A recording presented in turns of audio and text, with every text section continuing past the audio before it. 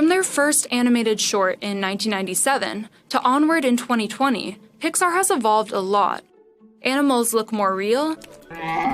We went from smooth fur to seeing every moving strand. And human characters went from stiff to natural and cute. But there's another area of innovation that you might not have noticed in the 25 years Pixar's been around. Clothes. The studio has come a long way since the suit jacket in 1997's Jerry's Game. Such a long way that an entire character in 2020's Onward is just made of a pair of pants. To see just how far they've brought their cloth technology, you just have to look at how they animated the dad in Onward. A central character in a Pixar movie will have their clothing built from scratch, starting with a whole set of sketches and concept art. This design stage is especially important when the costume figures prominently into the story, as Dad's does in Onward. The film's premise is that these brothers use a magic spell to connect with their late father, but are only able to conjure up the bottom half of him, his pants. They improvise an upper half for their dad out of an old sweatshirt, some pillow stuffing, gloves, and a trucker hat, which meant all of this had to seem thrown together, but in a funny, endearing way.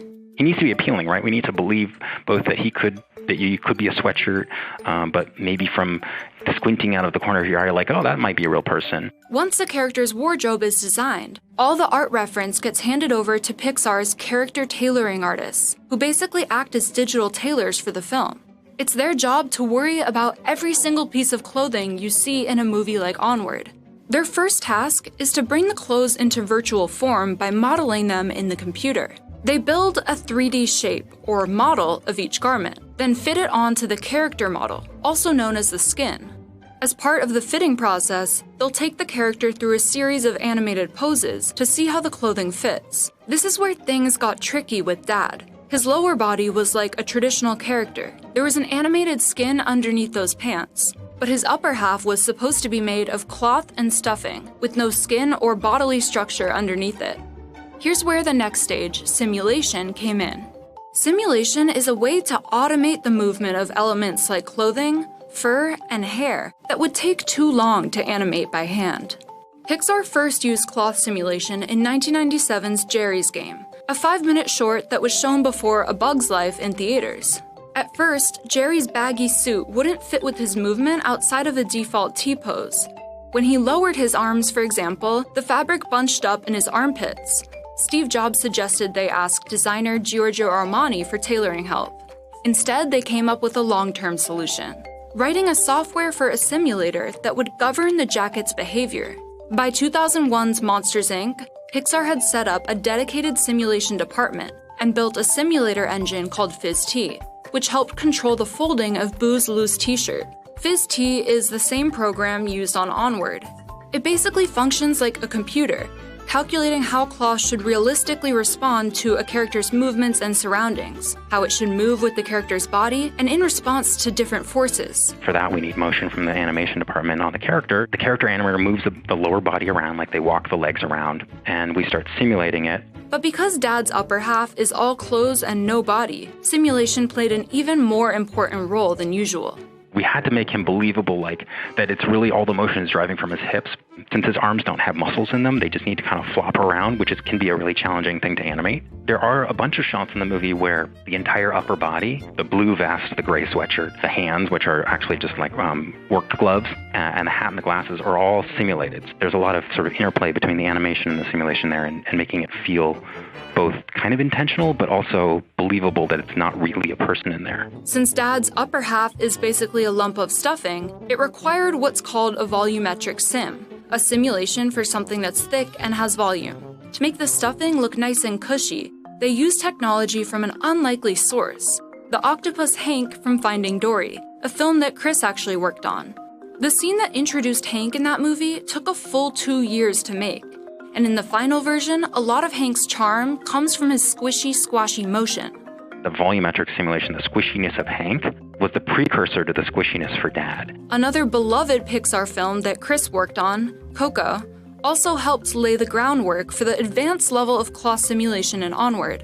The intense layering of cloth and complexity and detail that we got from Coco made it possible for us to make more complex and interesting characters on Onward. And just the speed of our simulator got a lot better, so Dad wouldn't have been possible without the work that was done on Coco. As viewers, we have an intuitive understanding for how clothes should move on a body. And if simulation does its job, those cloth dynamics will look natural on screen. But when looking at clothes, we also instinctively know how light should reflect off a certain surface, and where we might see scratches or fraying threads or pilling. That's where we get to the shading, or surfacing, part of the process. When Pixar's shading artists add highly detailed patterns, tints, and finishes to make each garment look true to life, we see a variety of different fabrics on the characters in Onward, and each is treated differently by Pixar's shading artists. They have the advantage of many years of shading technologies, developed for earlier productions like 2012's Brave. Back then, the challenge of shading Merita's period dresses and her father's 16 layers of costume produced what the studio calls loom technology. This program basically weaves every strand of virtual fabric into a shading software, giving clothes richer detail and a more tactile quality. Pixar also made breakthroughs in shading with 2018's Incredibles 2. Since fashion is such a big part of the Incredibles movies, one of Pixar's design goals for the second film was to make their garment shading work better with extreme character movements, like those of the highly kinetic Elastigirl. Pixar developed technology to preserve fine texture and illumination details in the characters' supersuits, even when the fabrics were stretched or compressed.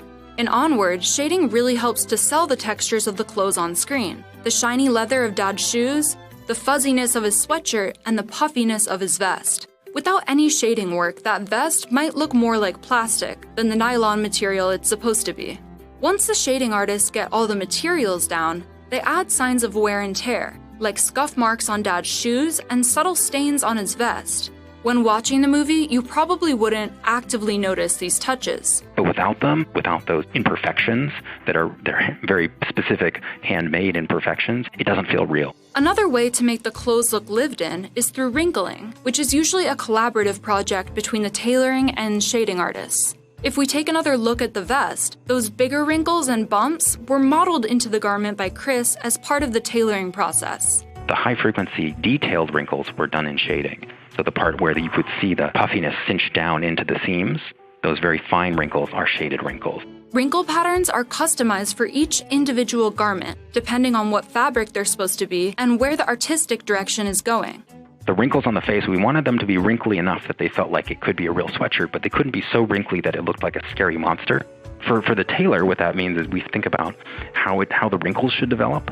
So we'd have a bunch of different head shape poses, head tilt to the left, head tilt to the right, and the transition between those poses to make sure that the wrinkles that we were making felt right. Once every single garment has the right amount of texture, it should be looking like real-world fabric, which means the clothing process is pretty much complete. All that's left is rendering all of the shots, the final step in Pixar's production pipeline. The more advanced Pixar's cloth simulation gets, the more power is needed to render each shot. Monsters, Inc., for example, required more rendering power than Pixar's 3 previous features combined, partly because of how complex the cloth and fur simulation was relative to earlier films. Luckily, the studio keeps developing newer and faster processors to do the job. It's Pixar's blending of state-of-the-art technology grounded in hard math and physics with imaginative fashion and art direction that makes its costume design language so appealing and lets an outfit like Dad's play its very own role in the storytelling.